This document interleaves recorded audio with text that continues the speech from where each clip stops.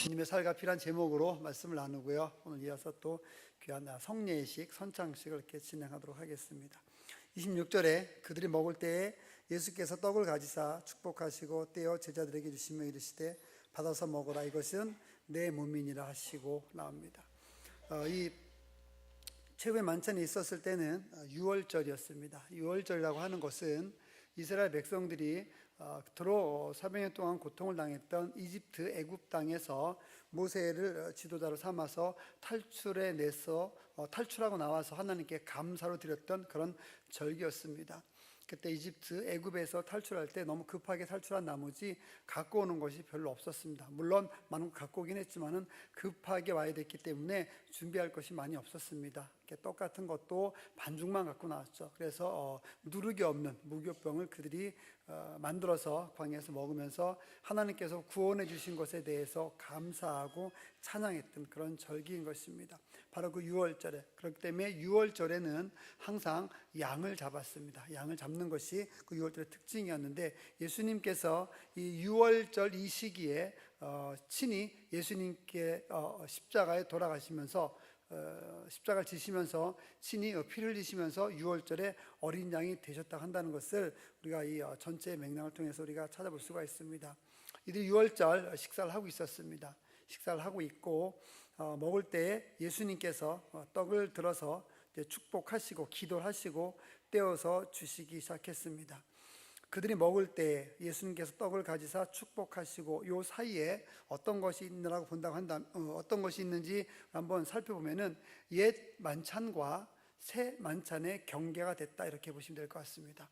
저는 그들이 먹을 때, 이때 먹을 때에는 바로 옛 만찬이겠죠. 이전에 구약의 그런 유월절을 지키는 그런 구약의 율법에 의한 그런 것이 되겠죠. 그런데 예수님께서 이 먹을 때 이 순간에 떡을 드시고 잠시 기도하셨습니다. 아마 이 축복하고 기도하실 때 많은 사람들이 좀 조용하지 않았을까 싶습니다. 아무래도 예수님께서 기도를 하시니까 뭔가 이렇게 숙연해지는 마음이 들었겠죠. 그 분위기가 되었겠죠. 그리고 기도를 하신 다음에 그것을 떼어서 주셨습니다. 즉, 이 과정을 통해서 새로운 성례전, 새로운 예식이 만들어졌다. 즉, 이제 어린 양이 아니라, 구약의 제사가 아니라 예수 그리스도의 십자가의 보혈로 구원을 받게 되는, 예수 그리스도의 십자가의 사건으로 인해서 하늘나라에 가게 되는 놀라운 새로운 시작이 열렸다라고 한다는 것을 여기 말씀을 통해서 우리가 볼 수가 있습니다. 그러면서 제자들에게 떼어서 주시면서 이야기합니다. 받아서 이것을 먹어라, 이것은 내 몸이다, 이렇게 얘기합니다. 예수님께서 떡을 떼어서 제자들에게 주셨던 것처럼, 즉 떡은 예수 그리스도의 몸인 거죠. 자기 몸을 떼어서 제자들에게 주었던 것처럼 이 의미를 통해서 제자들은 예수 그리스도를 나누는 역할을 해야 되는 것이죠. 좀 더 깊이 묵상을 하게 된다면 예수 그리스도께서 자기 몸을 떼어서 제자들에게 주신 것처럼 이것은 결국 십자가에 달려서 돌아가시는 것을 의미하겠죠. 자기 몸과 피와 몸과 살을 다 주신 것입니다. 그런 것처럼 우리 역시 예수님이 떼어주셨던 것처럼, 자기 몸을 희생하셨던 것처럼 우리 역시 희생을 해서 다른 사람들을 섬기고 나아가야 된다는 것입니다. 이 성찬의 가장 중요한 것은 성결하게 되는 것, 음식을 우리가 깨끗한 마음으로 이렇게 성찬을 받는 것, 이런 거 굉장히 중요하죠. 하지만 가장 근본적인 것은 예수 그리스도의 십자가예요. 그러니까 성찬을 통해서 예수 그리스도의 십자가가 전해지지 않는다고 한다면 그 성찬은 무의미하다고 한다는 것이죠. 그래서 몸을 떼어서 예수님께서 이것은 내 몸이라 라고 얘기하시면서 떡을 떼어서 주시는 것은 예수님의 희생과 십자가의 사건을 이야기하는 것이고, 우리가 그것을 죽을 때까지 전하는 것이 우리의 사명이 되어야 되는 것이고, 그것을 바울이 또한 그렇게 얘기했죠. 그러면서 우리 역시 희생하며 나아가서 하나님께 더욱더 모든 것을 드릴 수 있는 삶을 살아야 된다는 것을 여기서 우리 알 수 있습니다. 이것을 먹어라, 이것은 내 몸이다. 왜 먹으라고 했겠습니까? 예수님을 믿어라, 예수님을 따라라. 이것이 내 몸과 같은 것이니까, 떡을 주면서 이거 내 몸과 같은 것이니까 너 이것을 이제 믿고 이것을 이야기하라, 이렇게 얘기했으면 좀 더 우리가 이해하기 좋았을 텐데 이것을 먹어라라고 얘기합니다. 여기에 많은 의미를 가질 수 있습니다. 우리 육체는 세상의 음식을 먹어야지만 살 수 있습니다. 먹지 않으면 힘들어서 못하는 거죠. 계속 못 먹으면 죽을 수밖에 없습니다. 육체가 살려면은 이 세상에 있는 눈으로 보이는 음식을 먹어야 되는 것이죠. 그런데 또 다른 의미가 있습니다. 여기서 떼어 먹으라, 이것은 내 몸이다라고 얘기했을 때 우리는 육체적인 존재가 아니라 동물과 같은 존재가 아니라 우리는 영적인 존재라고 한다는 거죠.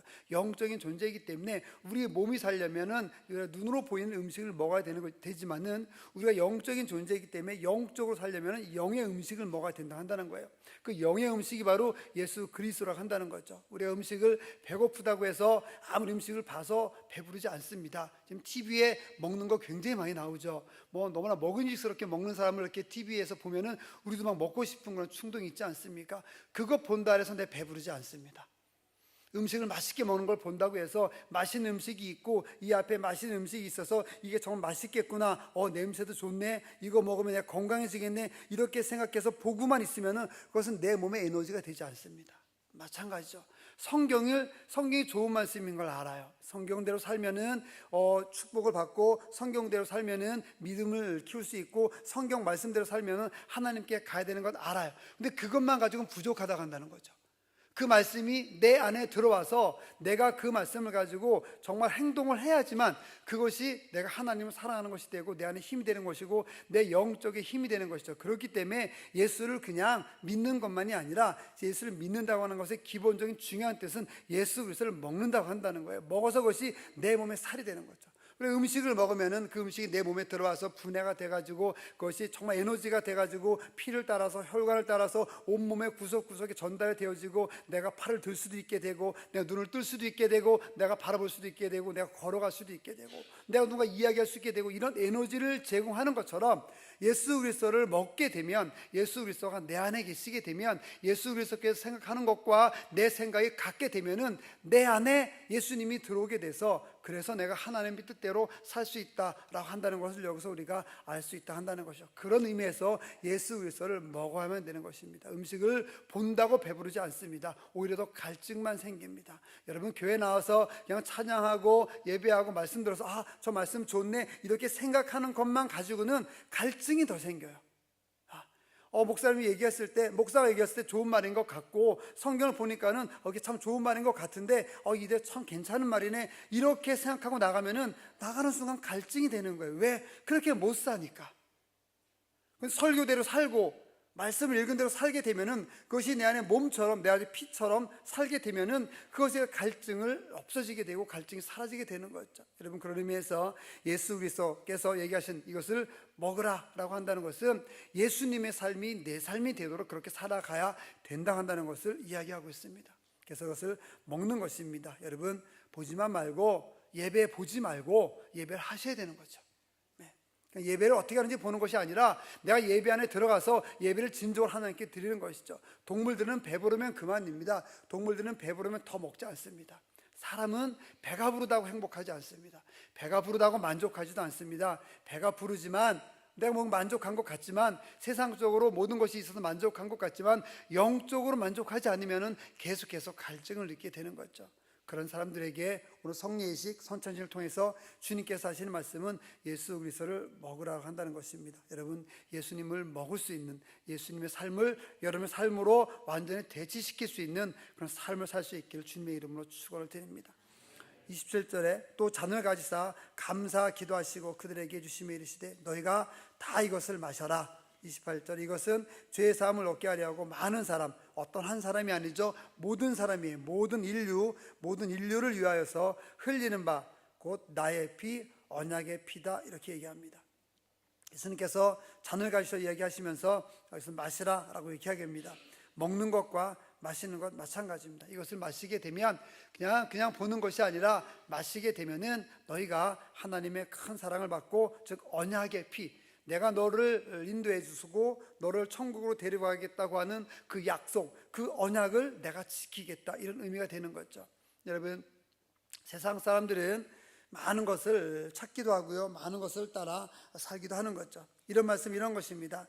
아무리 먹어도 배고프고 아무리 마셔도 목마르고 인생 그 어떤 것을 모든 것을 가져도 내가 만족감이 없는 것, 명예를 가져도 만족감이 없고 내가 돈을 가져도 만족감이 없고 내가 지위를 가져도 만족감이 없고 내가 좋은 직장을 가졌어도 때론 만족감이 없고 이런 인생, 이러한 삶이 이 보통의 사람, 세상 사람들의 인생이라고 한다는 거죠.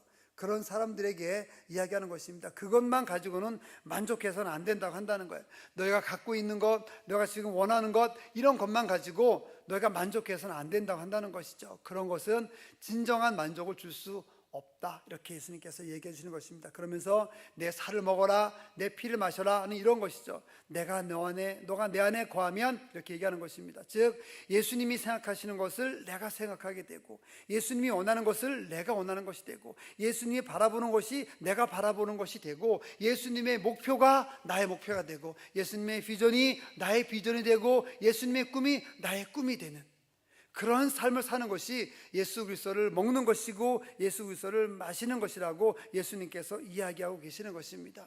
그런데 우리는 어떻게 삽니까? 예수님이 보는 것 우리는 보지 않을 때가 너무나 많이 있습니다. 예수님의 시선은 가난한 자, 억눌린 자, 연약한 자에 가 있는데 우리의 시선은 강한 자에 가 있습니다. 뭔가 명예가 있는 사람, 나에게 도움을 줄 만한 사람, 나에게 훌륭한 백이 되어줄 만한 사람, 때는 이런 것만 보고 있지는 않습니까? 그런데 예수님은 그런 것 보지 않으셨습니다. 예수님은 가난하고 억눌린 자, 특히 예수 그리스도를 알지 못해서 절망으로 가고 예수 그리스도를 알지 못해서 지옥으로 가는 그런 사람들에게 예수님께서는 시선을 맞추셨습니다. 38년 된 병자가 그랬습니다. 눈먼 자였던 바디메오가 그랬습니다.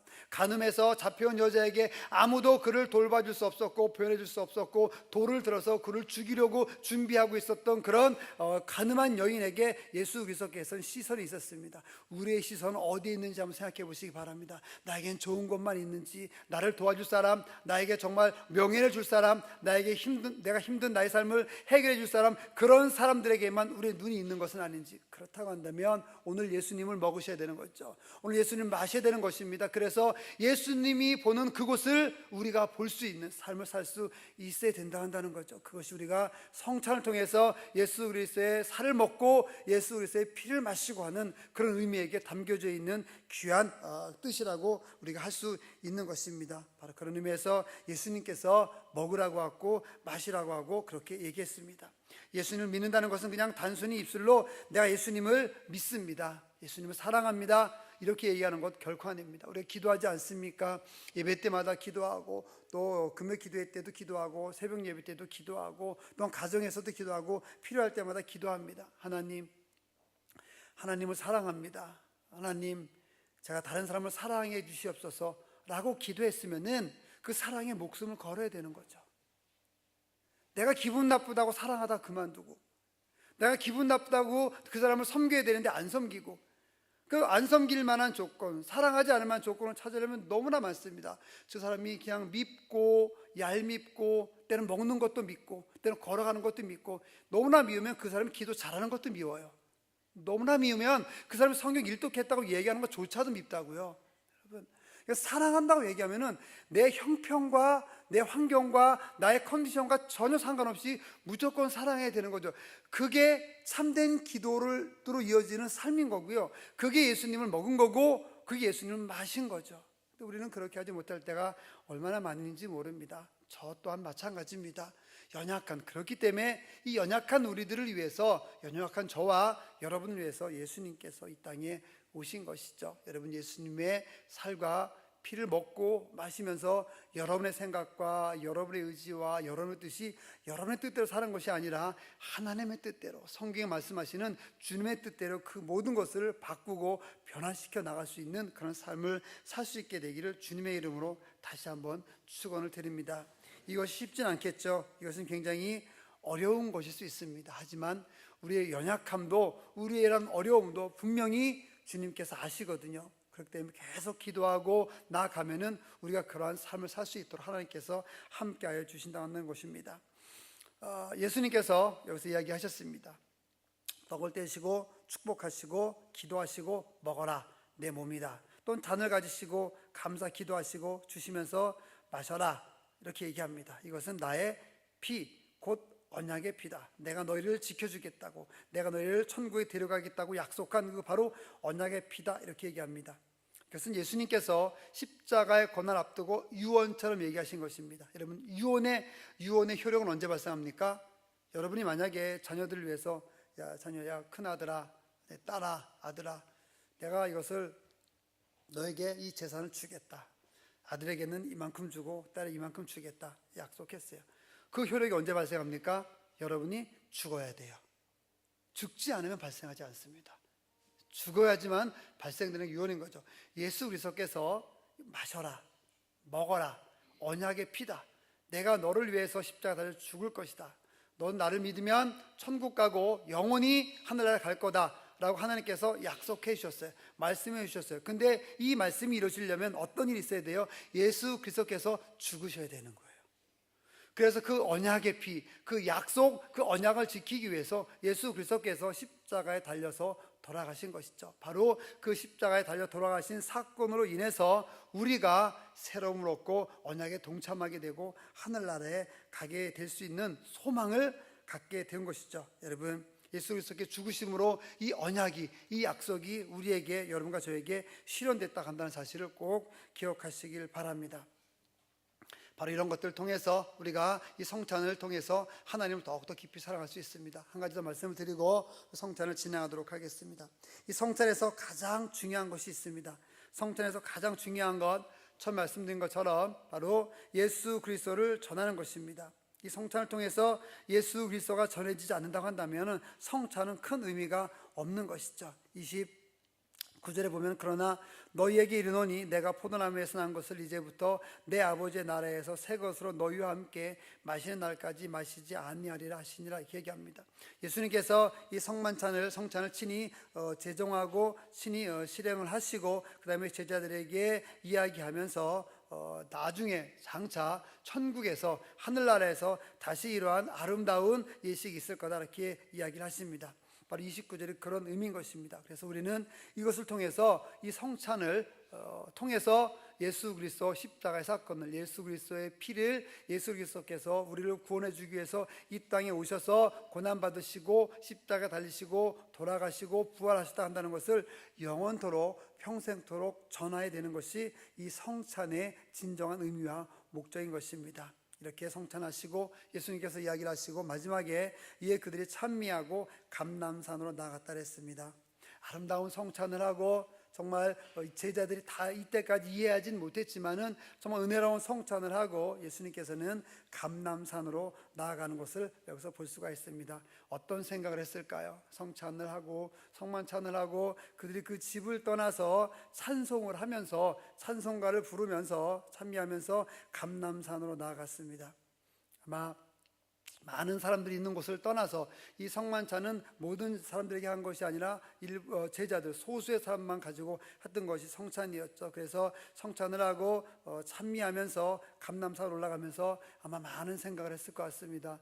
예수님께서 성찬하신 의미가 뭘까 제자들이 생각도 했었겠죠. 그러면서 조용하게 주님을 묵상하는 시간을 가졌을 것으로 생각이 되어집니다. 여러분, 성찬을 하시고 오늘 성찬하실 텐데 성찬하시고 여러분들도 조용하게 번잡하고 어수선한 그런 상황에서 조금 벗어나서 좀 찬미하고 감람산으로 나갔던 것처럼 때로는 세상 것을 내려놓고 조용하게 주님을 묵상하며 나아갈 수 있는 그런 시간을 홀로 하나님과 함께하는 그런 시간을 한번 가져보시는 것도 큰 은혜가 되지 않을까 이렇게 생각이 되어집니다. 감람산 올라갔을 때 이따 6월절이라 했죠. 6월절에 밤하늘은 어땠을까요? 한번 생각해 보셨나요? 6월절에 밤하늘은 보름달이 떴습니다. 6월절은 항상 보름달과 함께합니다. 그래서 아마 이들이 찬미하고 산을 올라가면서 보름달을 보면서 하나님의 더 큰 사랑을 이들이 깨달지 않았을까 이렇게 우리가 생각해 볼 수 있습니다. 여러분, 하나님께서 우리에게 이 귀한 성찬을 제공해 주셔서 우리가 예수 그리스도를 잘 섬기고 나아가게 하고 또 영원토록 증거하게 하셨다 한다는 것을 꼭 기억하며 나아갈 수 있어야만 하겠습니다. 주님과 동행하기를 주님의 이름으로 축원을 드립니다. 생명이신 예수 그리스도를 주님으로 영접하고 살 수 있는 그런 삶을 살 수 있기를 또한 주님의 이름으로 축원을 드립니다. 어린아이처럼 예수 그리스도를 받아들이시길 바랍니다. 그리고 주님을 먹기를 바랍니다. 주님을 마시기를 바랍니다. 그래서 주님의 살과 피를 여러분의 몸에 흔적으로 남고 갖고 살 수 있는, 그래서 주님의 일을 귀한 일을 잘 감당하며 나갈 수 있는 저희들 되기를 주님의 이름으로 축원을 드립니다.